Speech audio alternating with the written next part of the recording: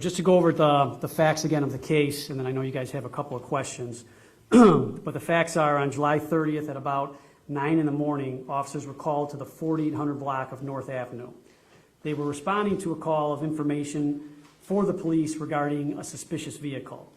When they get to the scene, they observe a white Porsche vehicle parked at that above location. They run the VIN number on the car, and the car comes back stolen. The car was taken in an aggravated vehicular hijacking where the offender used a gun to take control of the car. The car was unoccupied at the time the officers arrived, and the officers were going through the process of recovering the stolen vehicle. It's at this time that our now known offender, Lovelle Jordan, he walks right up to the car. The officers are present. They're inside their car actually doing the recovery. He walks right up to the Porsche, and he enters the Porsche trying to drive away. So I'm just going to kind of pause here because I had a chance to see some video on this. It just shows how emboldened these criminals are. The officers are right there, and this guy walks right past the front of the officer's car and just jumps in this vehicle trying to start it and drive away while the officers are right there. And now we know after all this that the guy's got a gun on him too. So it's remarkable how emboldened this guy is and the criminals in general right now. After this guy gets in the car, the officers immediately jump out of their car when they see this guy open up the door. I mean, it's less than 3 or 4 seconds. They're on top of this guy, and they try to remove him from the car. He's refusing to exit, and they have to physically remove him and handcuff him as he's struggling. After he's handcuffed, the offender is transported to the station in a marked police car, SUV with a cage, and that's when the officer walks around, and I know you guys know what happens at this point, but the officer walks around, he opens up the door. By the time he opens up the door, he's immediately shot in the face, specifically in his chin area, and then fragments go into his neck. The officer falls backwards, and at that point is when the gunfight occurs between the offender and the other officers on the scene. Offender's shot, taken into custody, his weapon's recovered, and that weapon that he had was stolen. 3 officers suffered injuries. The most serious injury was obviously the officer shot in the face. So this guy has now been charged, Mr. Jordan, with 6 counts of attempt murder, as well as several other charges. News Affairs will get you guys some of the information on the additional charges. Obviously, the most important charges are the fact that he tried to kill 6 police officers. So I know you guys have a couple of questions. This offender is a convicted felon. He's a convicted felon on parole, and then his last charge, where he just got released being on parole, was for felony possession of a gun. He was on electronic monitoring until June, and then that was removed. And then it's not a month later that he's armed with a gun, going into a stolen car with officers 5 feet away from him, and then which leads to him shooting officers. So that's just a little bit of background on the defendant. I know people have a couple of questions, so I'm going to take a few questions. And please understand that obviously COPA is doing their investigation regarding the officers' use of force. And then obviously the detectives working with COPA, the detectives are the ones who charge the offender with the attempt murder. I know COPA has the investigation, but I'll just ask. Sure. Have you gained any insight as to how he managed to hide the gun during the arrest? So this will be just from what I saw. So I'll just be speaking from my perspective. It appears that the defendant had the gun extremely secreted, probably very close to like his private area, and unfortunately, he was able to get that gun out while he was being transported, and then shoot this officer in the face right when the officer opens up the car. He was handcuffed, though. Yeah. This guy was handcuffed. He wouldn't get out of the car. He's fighting with officers. They're on the ground struggling with him. They get him handcuffed in the rear. He has some sort of skin grafts. He's complaining of his skin grafts, and he's complaining, oh, I'm in pain. You got to handcuff me in the front because I'm in pain. They don't handcuff him in the front. They're like, no way, you're fighting with us. He's handcuffed in the rear the way he's supposed to be, and he's fighting with the police on the scene. They're calling for a wagon to come over, and this car gets there first and says, I'll get this guy off the street for you. He's fighting with the officers, and they handcuff him in the rear. They put him in a marked cage car, and he's transported accordingly. Well, that doesn't, but then how was he able to shoot the officers if he was cuffed from behind, with all due respect? We understand that he was actually cuffed in the front. How would he be able to get? He's not cuffed in the front. I'm not sure where you guys are getting that information, so we'll flesh that out for you, but he's not cuffed in the front. I saw just hold on a second. He's cuffed in the back. I saw him cuffed in the back. The officers cuffed him in the back, okay? And I know that not everybody here is police officers, so bear with me here, but it's happened many times in the past when someone's cuffed in the back, that when they're in a seated position, it's not easy to do, but you can slide your arms underneath your legs, and now you're in the front. So think about yourself being cuffed in the back in a seated position like you are now, and if you could slide down, and then he moves his arms in the front during the transport.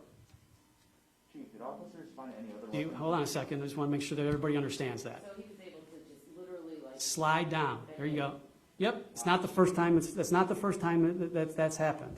So I mean, but that's it. He's cuffed in the back. He's put in the car, and that's what he does. And then once he gets his arms in the front, that's when he's able to get the weapon that he has extremely secreted.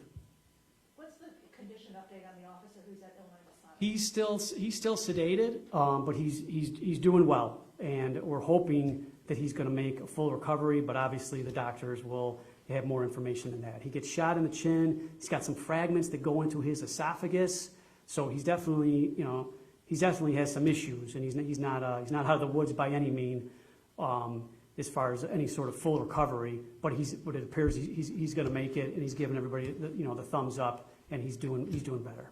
and the officer who was shot in the hip? The officer who was shot in the hip and the back are both in good condition. They're already released. We've done a couple stories this week about parole felons that have been involved in gun charges. The suspects have been recently paroled. This is now the third one.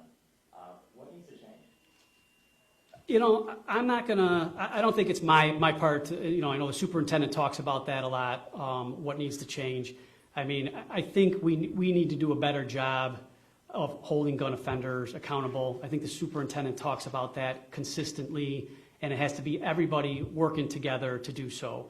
The officers, they're on the front lines. So, and the superintendent talks about this. So, I'll focus on what the officers are doing.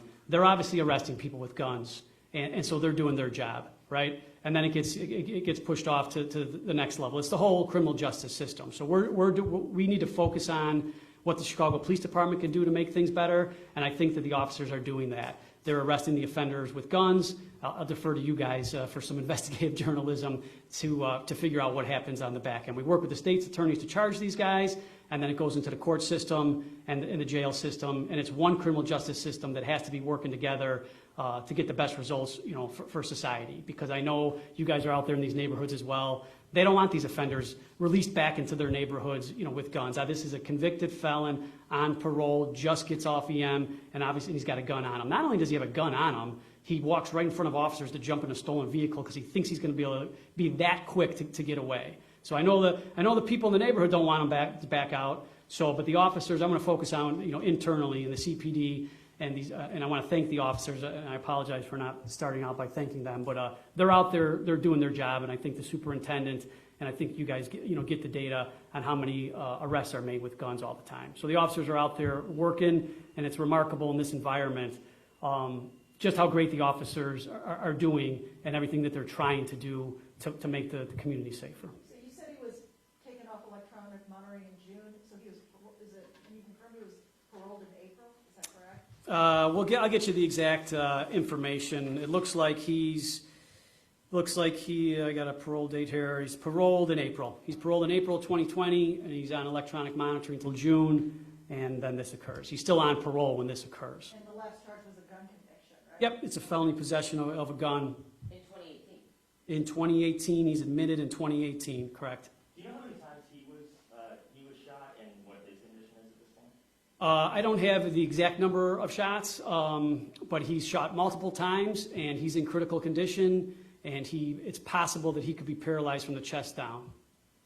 Can I ask a question regarding what happened at the 25th once he opened fire? 2 officers brought him in, correct, in the SUV? It was a lone officer in that SUV that was transporting him, and then there was an additional officer that was, was behind that officer to assist him. So, and then, but there were several other officers who were injured. So can you kind of give a timeline, a rundown of what happened when they opened the door, shots rang out, and then where did these other officers come from?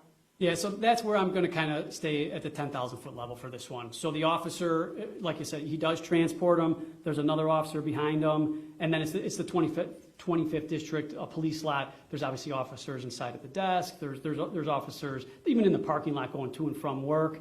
But there was another officer with him when he pulled in to the lot where he was going to remove the prisoner.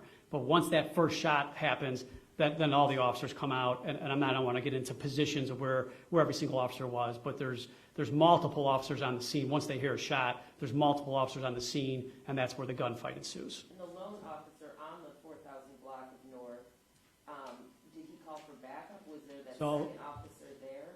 So it wasn't a lone officer, so let me just correct that. No, a lone officer transported him. Okay, so it was the two officers on the scene. That was two officers on the scene who are recovering the car. They're the ones who have to fight with this guy to get him handcuffed. Since they're fighting with him, they call for a wagon to transport him.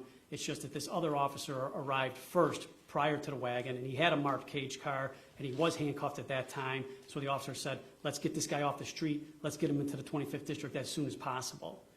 And that's how that occurred. There was a call for the squadron, but that was not the vehicle. Sorry about this, Matt. That was That's not okay. the vehicle used in the transport. Correct, because this vehicle showed up first, and so the officers made a decision, let's get this guy off the scene. Chief, was Jordan searched before he was put in the SUV, and were any other weapons found on him? So Jordan was searched. They recovered money and other narcotics, I think, that was on his person, and then he was put in the SUV. So the message I want to get across to everybody is specifically, I don't think you got, maybe you can empathize with the officers who effected this arrest and then put him in the car, and then this happened. So these guys, they didn't do anything wrong. As a matter of fact, like I said, they got out of the car and arrested this guy within like 3 seconds before he was able to drive away.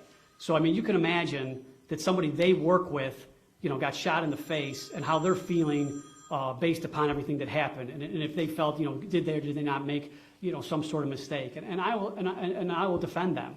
They're out there working. They're wrestling with this guy, and once again, it's the offender's actions. That's who's responsible for shooting the officer in the face. The offender. He's the one responsible for being so emboldened that he's secreting a weapon, jumping into a stolen car right in front of officers. So it's the offender's actions that lead to this officer getting shot. I don't want to be more clear on that. It's the offender's actions, not the two officers on the scene who are fighting with the guy. I mean, imagine if it could have turned out a lot worse if this guy was handcuffed in the front, as he's begging the officers to do, so he can get to a gun and probably execute two officers on the scene. Okay? So the officers, I just want to be very clear about that. So the officers did everything that they could, and they did a great job arresting this offender who's fighting with them and getting him off the street as soon as possible. I think it just, like I said, it just shows how emboldened these guys are, that he's walking right up to officers, he has a gun on him, secreted somewhere, and then this occurs. So I just want to be clear on that. Thanks a lot, guys, and any other follow-up will have to come from COBA. It's now a COBA investigation, okay? Thank you. You did say the 1400 block of North Avenue, right? 4,800. Oh, Cicero. Cicero, maybe I said it wrong. Cicero and North. Okay.